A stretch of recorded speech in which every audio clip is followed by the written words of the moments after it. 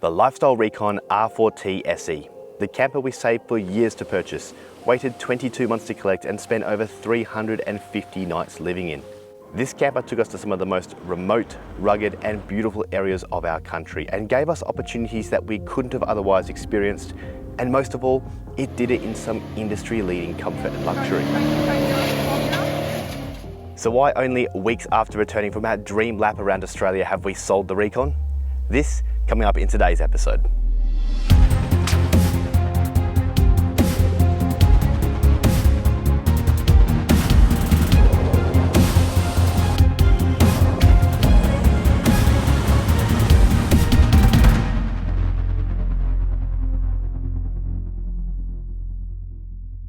The decision to purchase the Lifestyle Reconn was not a decision that was made easily. Months and months of scouring internet forums and feeds, social media, multiple visits to different showrooms, and hours of research went into it. This camper on paper was the best solution for our needs and the ultimate compromise between comfort and accessibility without having to tow a house-size box around Australia. After over 350 nights of living within this camper, I can confirm that it was still the right decision. If we had our time over again now, knowing what we do, I strongly believe that we would not only choose another hybrid style camper trailer, but more specifically, choose another lifestyle hypercamper. Of course, compromises were made when choosing a hybrid camper over a more traditional full-size caravan, particularly with a family of 4, but we often found that these compromises were outweighed by the maneuverability and the compact nature of the Reconn. The Reconn R4 isn't like a regular hybrid, it's definitely on the larger side, which means that there are advantages over a regular styled hybrid, including the fixed and recessed kitchen, the lack of pull-out or fold-out wings that accommodate beds or more internal space. So this meant that although we still had a little setup to do at camp, it was extremely quick and very easy. Unlatching that roof and waiting the 90 seconds for it to extend, and the kitchen was always ready to go, whether that be for a 5-night stay or a 5-minute lunch break. On the flip side, however, having all of these conveniences and features did mean that it was a little bigger and heavier than your more traditional styled camper. In fact, the R4T is Lifestyle's biggest Australian design and built hypercamper to date. Now, more importantly, over style and design, we looked to buy something that was solid, tough, aggressive and reliable. Something that could follow the Land Cruiser wherever we wanted to go. Something that didn't rattle apart over corrugations and ideally was completely dustproof. There were a lot of requirements that we wanted for our ideal trailer as we traveled around, and once we started to put all of these together, there were a few companies that started to appear over and over. There's another company that make a very similar designed black hybrid camper trailer, but it costs twice to 3 times the price of our current one. There's also another, I'll call it a hybrid camper, a white one, that's relatively new to market, which costs significantly more than the Reconn and is quite a bit larger. In fact, it's almost the size of a small caravan.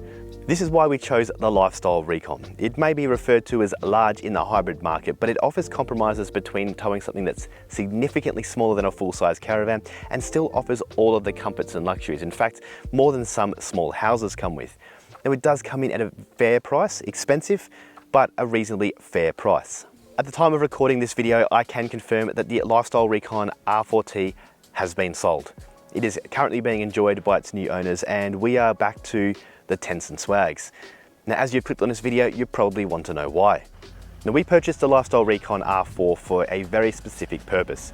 It was a dream camper for the dream trip. We were incredibly fortunate to be in a position to save and travel Australia for a year, and knowing how rare and special this time would be, not only did we want to explore as much as possible, but we wanted something that was reliable. I didn't want to be worrying about breakdowns, suspension failures, and cheap parts rattling loose in the remote deserts. To have that luxury and reliability, you need to invest, and that's what we did by purchasing the Reconn. But now the trip is over and Tegan and I are back to work again, the kids are back to a more traditional school schedule, and life continues on.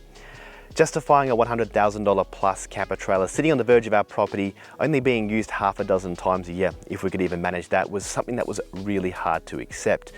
The storage and depreciation costs involved with that would mean that our few trips a year would become very expensive. For this reason, the Reconn has been sold. Tegan and I have new goals and adventures moving forward, and we're going to work really hard to achieve that. But having a recreational vehicle of that value just isn't going to assist with those.